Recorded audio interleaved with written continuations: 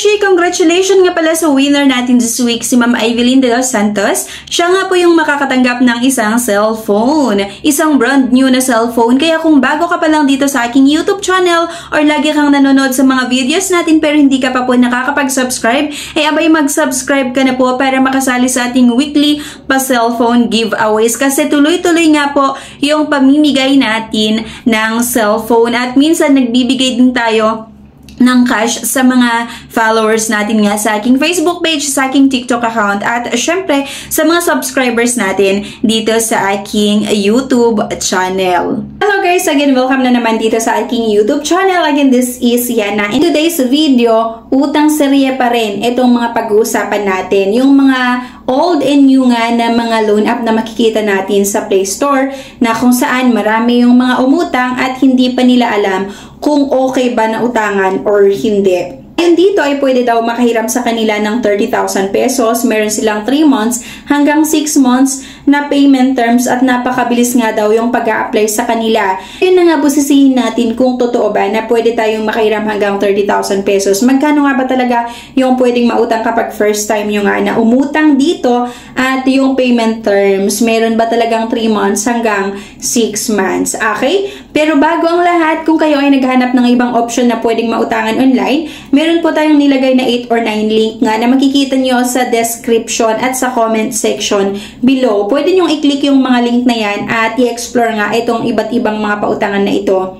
If declined sa bank and other loan apps, pwede nyong subukan yung ibang options. See the links sa description at sa comment section below. Click the link and apply. Disclaimer, try or apply at your own risk. Let's get back to the topic. Bali, ang pag-usapan na naman natin ay itong si Pinoy Peso. Bagong-bago na naman ito sa Play Store na under nga daw siya ng inclusive credit lending. Once na gusto nyo nga umutang dito, meron pa silang pa-notice, mga beshi, na gusto daw nilang i-access yung SMS data, selected contact, app list, camera, location, data, device data. At kapag nag-agree kayo mga besh, abay makikita nyo nga, etong pwede tayong makahiram nga daw hanggang 30,000 with loan terms na 90 to 180 days. Okay? So, eto nga na naman yung mga identity information. Kailangan nating mag-upload nga ng isang valid ID at ang tinatanggap na naman nila na ID ay yung TIN ID, driver's license, UMID ID, SIS ID, Voters ID, SSS ID. Kailangan kasi nating mag-upload ng isang valid ID nga or government ID kasi yun yung requirements para makapag-apply sa mga ganitong pautangan online. At meron din syempre yung contact information or kailangan yung maglagay ng contact information. Actually, napakabilis itong pautangan na ito. Ang bilis nung pag-apply sa kanila. Hindi ganun kadami yung kailangan sagutan. Kaya lang mga beshi, a few moments later. After ilang minuto na naman, abay na aprubahan ulit ang ating loan application. At ngayon pa lang, sinasabi ko na sa inyo na huwag nyo nang subukan kasi ang makukuha mo lang ay 2,000 pesos. Pero ang kailangan mong bayaran ay 3,500 pesos. Akalain mo mga beshi, napakalaki yung processing fees nila.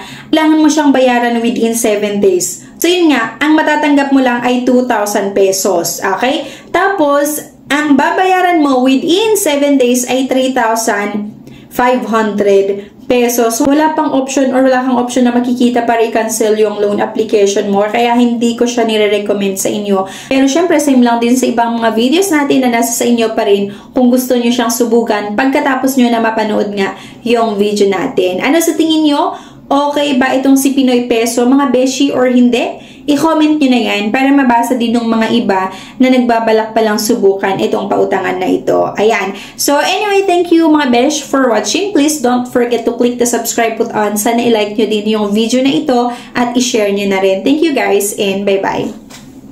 Hello mga beshi! Congratulations nga pala sa winner natin this week, si Ma'am Evelyn de los Santos. Siya nga po yung makakatanggap ng isang cellphone. Isang brand new na cellphone. Kaya kung bago ka pa lang dito sa aking YouTube channel or lagi kang nanonood sa mga videos natin pero hindi ka pa po nakakapag-subscribe, abay mag-subscribe ka na po para makasali sa ating weekly pa-cellphone giveaways. Kasi tuloy-tuloy nga po yung pamimigay natin ng cellphone at minsan nagbibigay din tayo ng cash sa mga followers natin nga sa aking Facebook page, sa aking TikTok account, at syempre sa mga subscribers natin dito sa aking YouTube channel.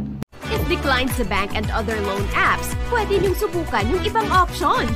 See the links sa description at sa comment section below. Click the link and apply. Disclaimer: try or apply at your own risk.